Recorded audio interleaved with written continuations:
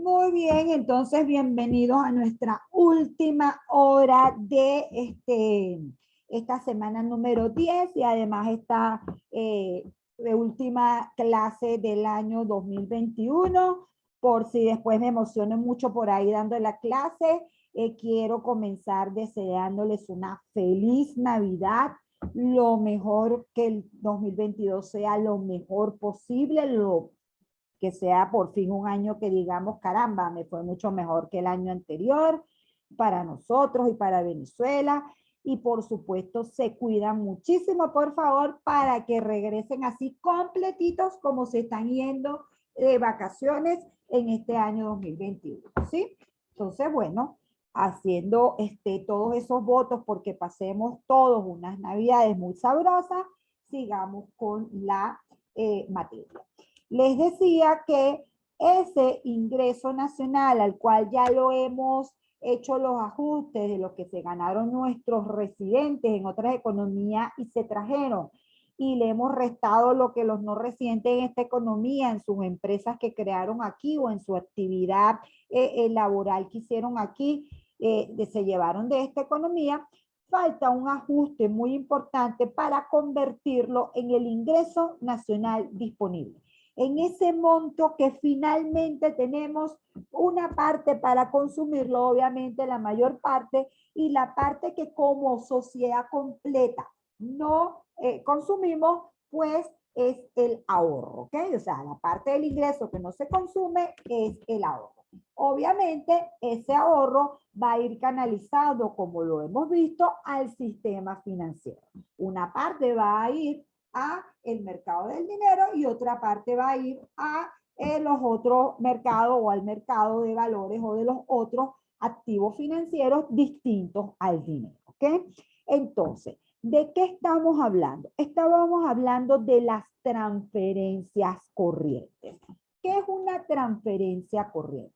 Una transferencia corriente es la entrega de un bien, servicio o dinero sin que se reciba contraprestación a cambio. Lo que generalmente hacemos los Homo sapiens económicos son transacciones. ¿Qué significa esto de transacciones? Que hay una doble direccionalidad. Yo, por ejemplo, quiero un bien y servicio y entonces yo doy dinero y a cambio recibo el bien y servicio.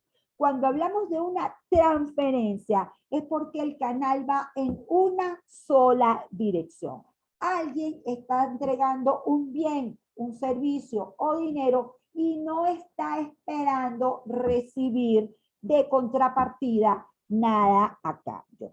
Los ejemplos de transferencias corrientes más significativos y los que van en esta forma de calcular el ingreso nacional disponible son las transferencias que se hacen entre residentes y no residentes, así como lo hicimos con los ingresos. Entonces, una transferencia muy común son las remesas.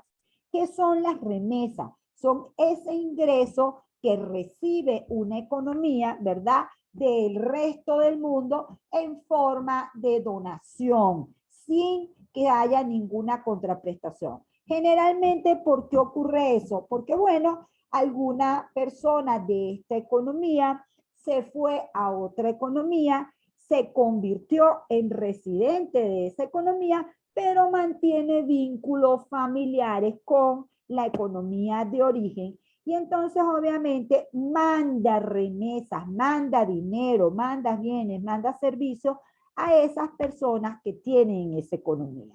Si eso es ingreso, eso se llama transferencias corrientes recibidas y no es poca cosa para muchas economías. Sobre todo las economías de Centroamérica, jóvenes, reciben una gran cantidad de dinero de sus remesas familiares, de, por supuesto, todas las personas de Centroamérica que, por ejemplo, están trabajando en Estados Unidos y mandan remesas a sus familiares en Honduras, en El Salvador, en Guatemala, y eso inclusive a nivel macroeconómico, Nicaragua, eso a nivel macroeconómico puede ser un monto bastante significativo. Inclusive en economías grandes como la mexicana es un ingreso importante, ¿ok?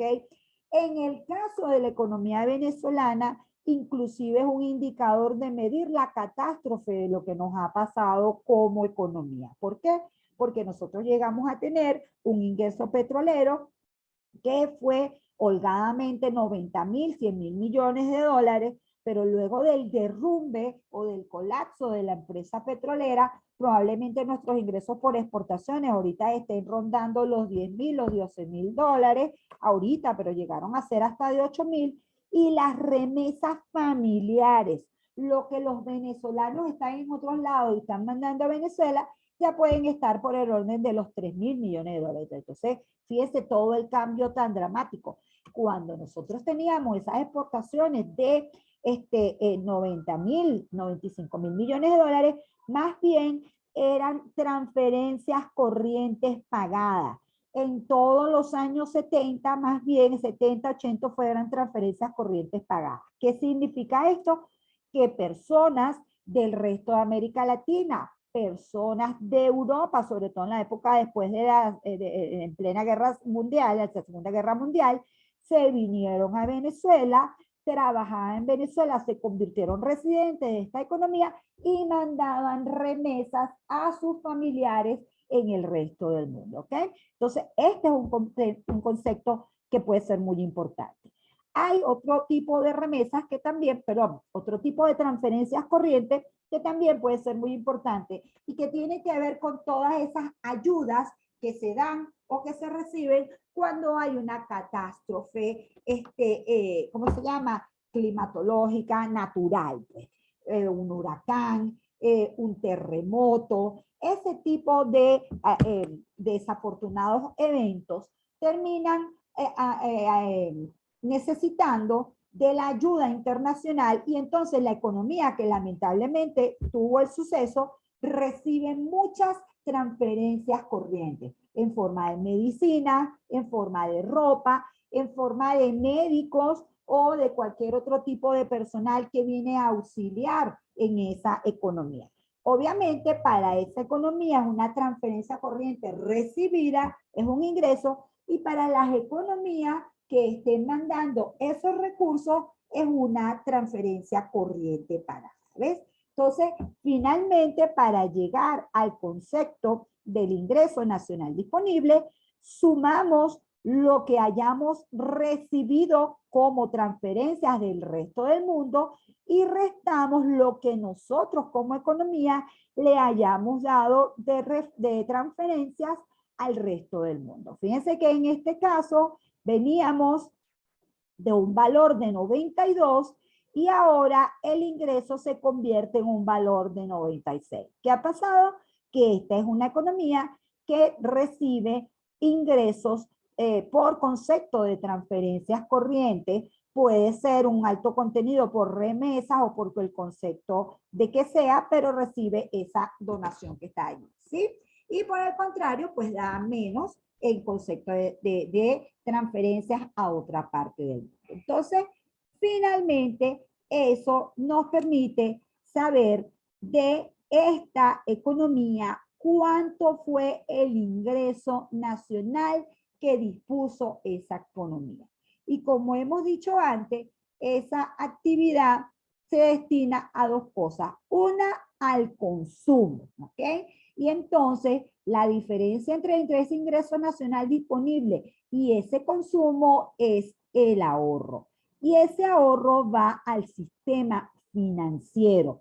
¿Por qué es importante además ese ahorro para la economía? Porque ese ahorro son los recursos que recibe la economía para poder realizar su proceso de inversión.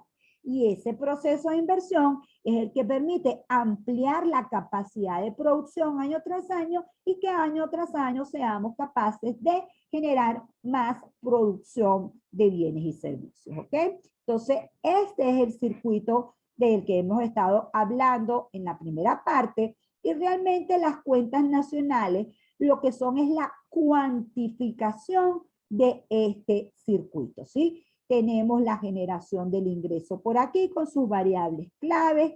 Tenemos por aquí las relaciones de esa economía con el resto del mundo, donde hemos hablado de las exportaciones, las importaciones, el ingreso de factores productivos, el pago de factores productivos, las transferencias corrientes recibidas, las transferencias corrientes pagadas.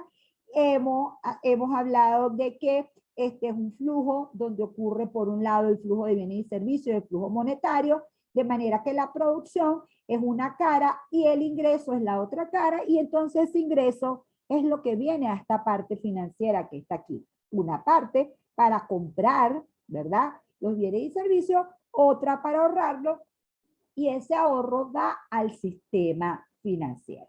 Entonces, es importante entender lo siguiente.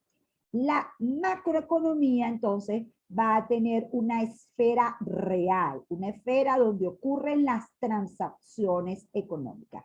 En esa esfera real se va a generar el ingreso, o el ingreso, sí, con el PIB por el lado del ingreso, se va a generar el destino que va a tener esa producción de bienes y servicios, que es el PIB por el enfoque de la demanda, y esta economía va a estar en equilibrio cuando la oferta agregada es igual a la demanda agregada. Recuérdense que siempre tendemos al equilibrio. Ahorita, como yo les estoy enseñando esto, es desde el punto de vista de la contabilidad nacional, pues realmente en la contabilidad nacional es como si hiciéramos una foto de lo que ya pasó y entonces estuviéramos haciendo los balances de lo que pasó. En ese sentido, aquí la oferta agregada y la demanda agregada contablemente son una identidad, o sea, están cuadradas para que sean iguales, ¿ok? De este enfoque del ingreso, les he dicho que entonces pasamos al ingreso nacional disponible haciendo una serie de ajustes, restando la depreciación, sumando el ingreso de factores productivos, restando el pago de factores productivos, sumando las transferencias corrientes y restando las transferencias corrientes pagadas. Eso nos permite obtener el ingreso, y ese ingreso, una parte ha sido demandada para consumir. Este consumo incluye el consumo privado, que es el de los hogares, y el consumo público, que es el gobierno, y la diferencia es el ahorro. ¿Qué ha pasado con ese ahorro? Ese ahorro ha sido canalizado. Una parte al mercado del dinero, es decir, una parte está en efectivo, está en cuentas corrientes, en cuentas de ahorro o certificados de plazo, y otra parte se ha ido al mercado de valores, es decir, una parte está en bonos, en acciones, ¿ok? Y una serie de derivados financieros que hay en la economía. Entonces, de forma simultánea ocurre una cosa muy importante. Para producir hay que tener recursos financieros para poder producir. Y la producción genera los recursos financieros. ¿Qué significa esto? Que este es un movimiento bastante dinámico, en el cual este ahorro que está aquí es generado por la diferencia entre el ingreso y el consumo, pero también se ha generado la variable inversión, ¿ok? Toda diferencia entre el ahorro y la inversión significa que los recursos nacionales no son iguales, los recursos financieros que se requirieron para invertir no son iguales a lo que finalmente fue la inversión. Quiere decir entonces que la diferencia es el saldo que tenemos con el sector externo. Es decir, que si nuestro ahorro fue mayor que la inversión que se realizó en la economía, parte de ese ahorro se canaliza al resto del mundo a financiar las inversiones en otros países. Esa es la forma de verlo de manera macroeconómica. Por el contrario, si el ahorro fue menor que la inversión, esta economía requirió ahorro del resto del mundo para poder financiar su proceso de inversión, ¿ok? Entonces recuerden siempre el ahorro, el nacional o el externo, como las dos fuentes de financiamiento de la inversión, y la inversión como esa variable clave que permite aumentar año tras año el stock de capital. El stock de capital y la mano de obra son los factores productivos que permiten generar este ingreso en la economía. ¿Qué pasa del lado del sector externo? Del lado del sector externo vamos a tener entonces el comercio de bienes y servicios, el intercambio de factores productivos y las transferencias, y eso va a ser igual a este saldo financiero que está aquí, ¿ok? Al final, me interesa entonces que estas tres ecuaciones las identifiquen y entiendan su importancia. La economía genera producción de bienes y servicios, demanda producción de bienes y servicios, y está en equilibrio cuando la oferta agregada es igual a la demanda agregada. Para poder haber realizado todos estos negocios en el ámbito financiero, tenemos interactuando al ahorro, a la inversión y al préstamo neto o saldo financiero, que también lo llamamos cuenta corriente de la balanza de pago. Aquí el equilibrio ocurre porque tenemos que la diferencia entre el ahorro y la inversión es igual al saldo de la cuenta corriente. Y repito, ese ahorro de la economía va una parte a convertirse como parte de la cantidad de dinero en la economía. Si recuerdan, cuando hablamos de la cantidad de dinero de la economía, nosotros dijimos que la cantidad de dinero de la economía está compuesta por el efectivo, que son las monedas de billetes, más los depósitos en el sistema bancario. Quiere decir entonces que ese ahorro, una parte fue al sistema bancario. Obviamente, eso es por el lado de los pasivos. ¿Qué hizo el sistema bancario con ese dinero?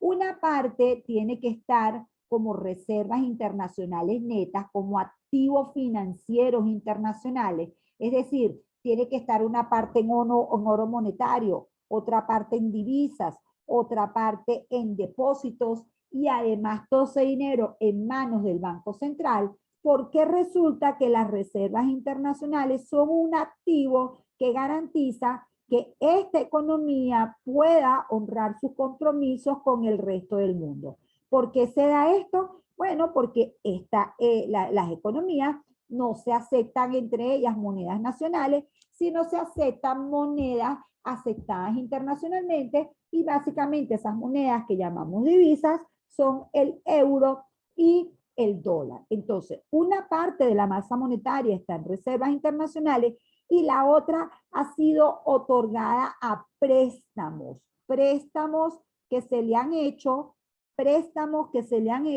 a los particulares. Entonces, cuando yo hablo de este ahorro y de esta inversión, aquí lo que estoy diciendo es que parte del ahorro está en el sistema monetario, en los bancos, y que esos bancos, y a nivel global el sistema financiero que incluye los bancos y el Banco Central, ha prestado ese dinero, y una parte está en reservas internacionales, ¿ok?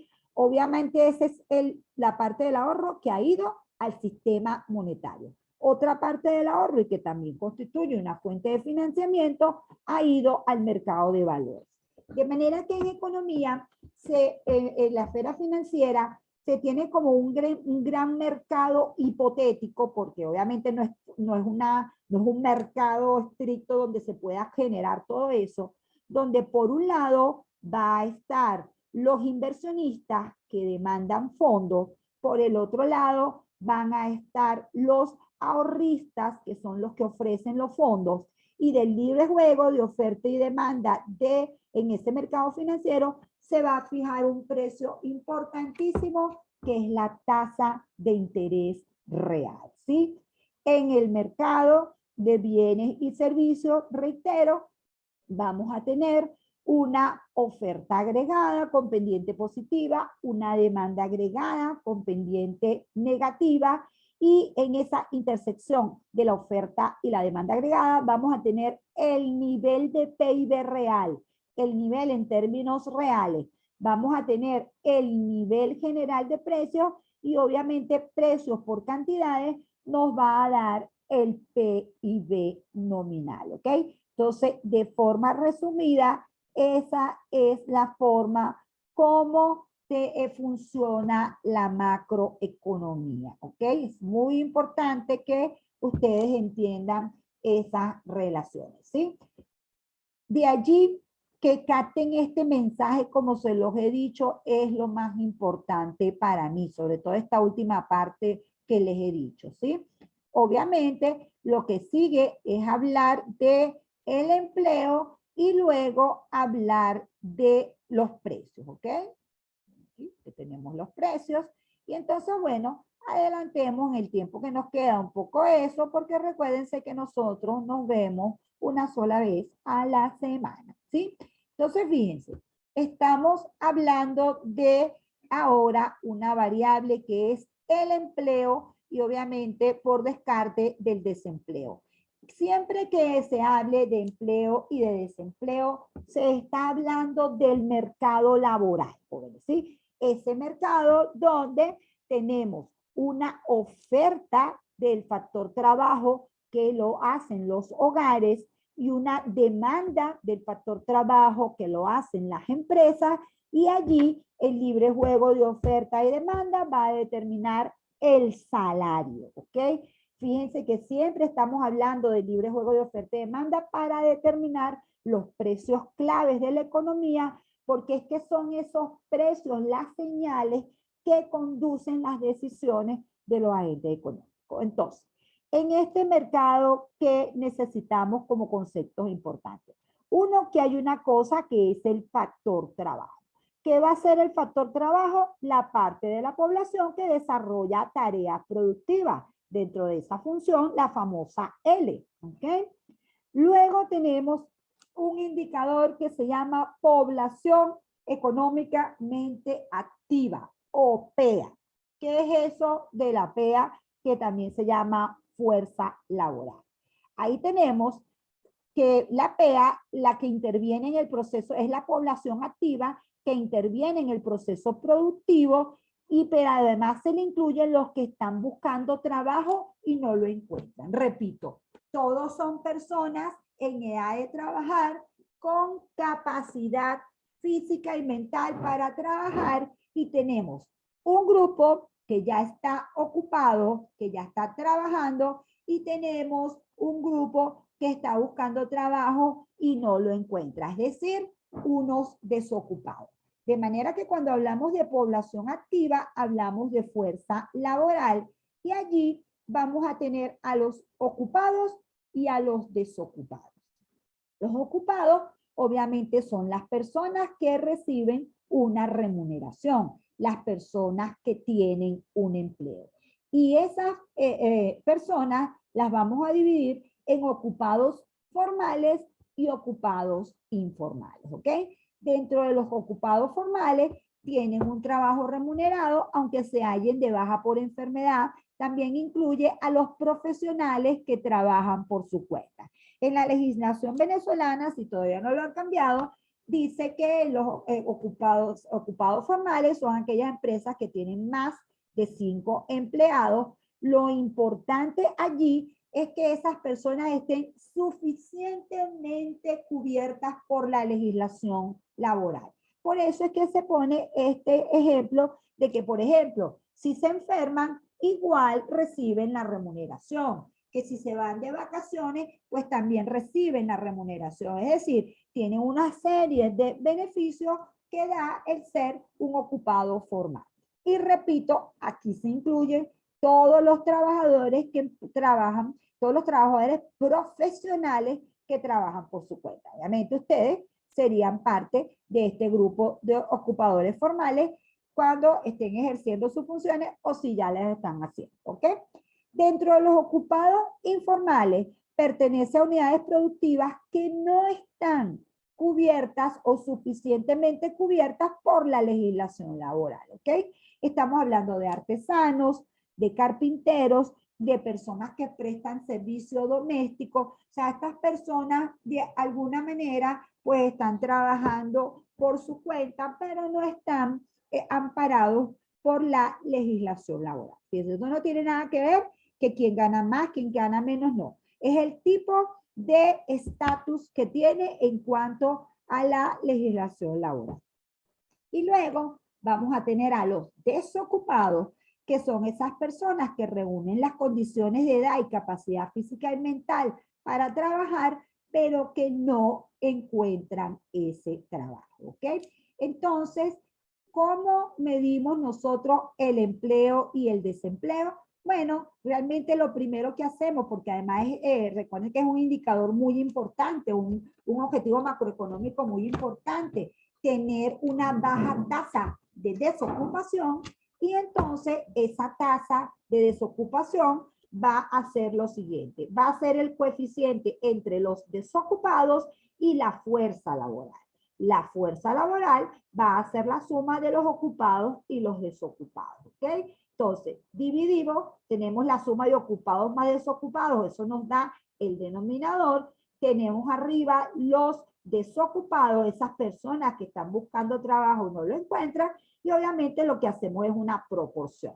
Entre este por ejemplo, nos da que aquí la tasa de paro es 8,8%. Fíjense, para el INE, solo el 8,8% de la fuerza de trabajo está de paro o desocupada.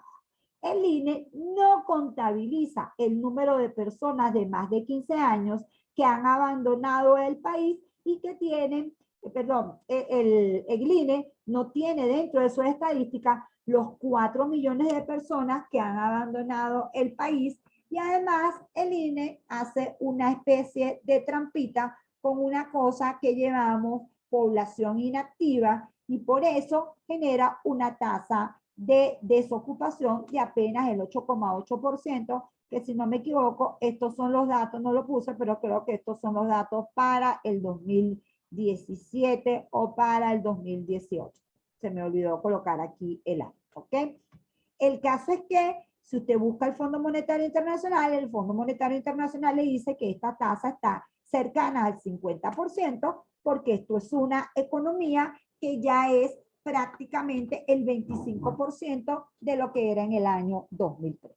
Entonces, ¿por qué se puede manipular esa tasa? Bueno, porque resulta que hay una serie de datos que nosotros debemos manejar. Entonces, oído al tambor con lo siguiente. Fíjense, este es el dato del año 2020. Por lo que veo aquí, este es el dato del año 2020. Entonces, fíjense, ¿qué tenemos nosotros dentro de lo que es una economía? Tenemos el total de personas, ¿verdad? Entonces, fíjense que el total de personas para el INE son 32.292.754. Fíjense, está más que comprobado que por la medida bajita, 4 millones de personas ya no están en esta economía. Hay números más agresivos de 5, 6 millones. Pero bueno, ya después de haberle llamado la atención sobre ese problemita, ya quiero que entendamos en líneas generales cómo funcionan las estadísticas del mercado laboral y qué cosas son otros indicadores que forman parte de la población, pero no del mercado laboral. Entonces, fíjense lo siguiente. Por una parte, nosotros tenemos que hay una población de 15 años y más. ¿Qué significa eso? Que los que tienen 15 años o menos no aparecen en ningún cálculo de mercado laboral. No aparecen ni como activos ni como inactivos. Simplemente son personas que no están consideradas en estos cálculos. Se estima que para Venezuela, para el primer semestre del año 2020, según el INE, son 24.144.538. Repito, estos son los que tienen 15 años o más. Si yo, vamos a hacerlo en grandes números, a 32, buscar aquí la calculadora, a 32 le resto 24, nosotros tenemos cerca de 8 millones de personas que tienen menos de 15 años y que, repito, no entran para nada en el cálculo del mercado laboral.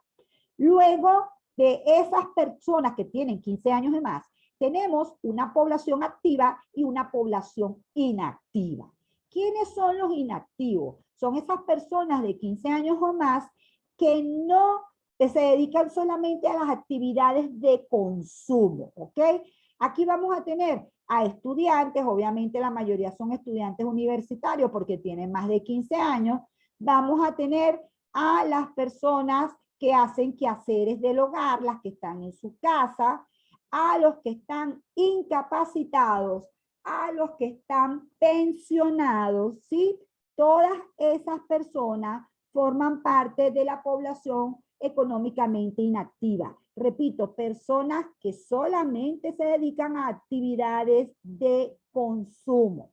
Fíjense que les pongo aquí, 8.792.091 son población económicamente inactiva, es decir, realizan solo funciones consultivas de consumo. Se refiere a estudiantes de más de 15 años, jubilados, incapacitados, amas de casa y escuchen bien. Y personas que aunque pueden trabajar, no están buscando empleo. Si cuando el INE hace sus encuestas o cualquier organismo, lo primero que le va a preguntar a la persona es si está trabajando o no.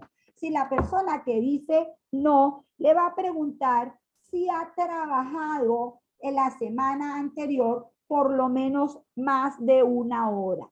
Si le dice que no, allí es donde entra en situación de persona inactiva, que no está buscando trabajo, ¿ok? O sea, porque tiene que ser una persona que está buscando trabajo de forma activa. O sea, si esa persona no está buscando trabajo, pues entonces queda aquí.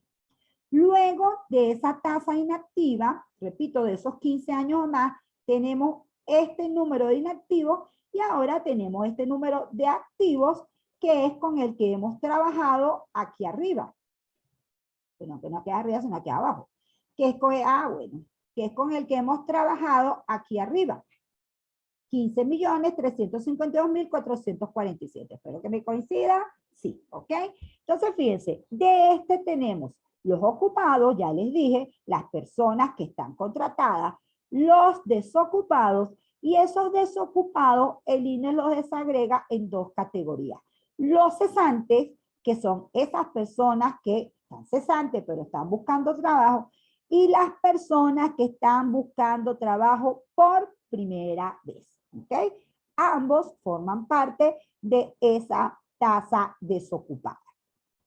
¿Ok? Entonces, tenemos la población total del INE para el primer semestre es de 32 millones. De esos 8.148.216 son personas menores de 15 años, por lo tanto no entran en las estadísticas del mercado laboral. Las personas con 15 años o más totalizan 24.144.538. De ellos, la población económicamente activa, es decir, lo que llamamos fuerza laboral, incluye 14.001.625 de ocupados y 1.350.822 que están desocupados. De esos desocupados, 1.150.686 son cesantes y estos son los que están buscando, esta BTPP, buscando trabajo por primera vez. ¿Ok? Y como saben, entonces ya el resto es población económicamente inactiva. Está claro entonces que cuando yo calculo mi tasa de desempleo, pues yo nada más me concentro en la fuerza laboral y lo que hago es ver el porcentaje de desocupados con respecto a la fuerza laboral. Obviamente, fíjense que aquí en Venezuela realmente, según estas estadísticas del INE, que repito, están súper cuestionadas, 14.001.625 son las personas que efectivamente forman parte de la fuerza laboral, ¿sí? Son estas personas que están aquí y que permiten generar la producción de bienes y servicios. ¿Está claro? ¿O alguien tiene alguna pregunta o inquietud?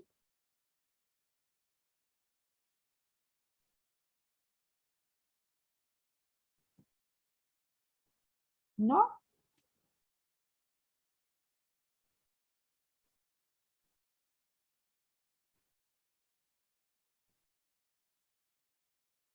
¿Habían visto indicadores del mercado laboral, jóvenes? Fíjense, lo que ha pasado mucho aquí es que se ha generado en Venezuela una serie de misiones que entonces han permitido que la gente tenga becas o que esté catalogado como estudiante o que simplemente no esté buscando trabajo porque no está, ¿cómo se llama? En necesidad de trabajar, y todos esos entran en este gran número de población inactiva. ¿Ves? Entonces, obviamente, por eso es que al INE le dan estas tasitas de desocupación tan bajitas del 8,8%, cuando en realidad, si usted ve las cifras de organismos como el Fondo Monetario Internacional, eso da un total de más del 50%, porque obviamente el empleo está de la mano con el PIB, y si el PIB está reducido de la manera descomunal como lo hemos visto, pues lo lógico es que eso también ocurra con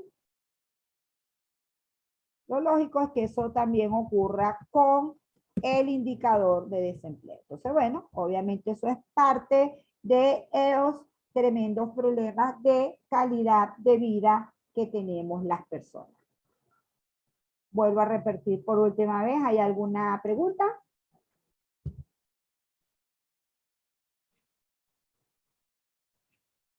Profe, yo tengo una pregunta, pero es más el aspecto político. O sea, la economía, cuando es centralizada de cierto modo por parte del Estado, obviamente, perjudica de cierto modo el PIB. Depende, sí, suele hacerlo, pero porque esos empleados públicos son menos productivos. Pero si esos empleados públicos fueran muy productivos, lo que nos pasó con tanto tiempo con la empresa petrolera PDVSA, que esos empleados eran altamente productivos y generaban una tremenda cantidad de ingresos, ¿ves? O sea, esos empleos formales, tú los puedes ver en sector público y sector privado, y primero te sorprendería que el sector privado, antes de que nos pasara todo lo que nos pasó, tenía una alta participación.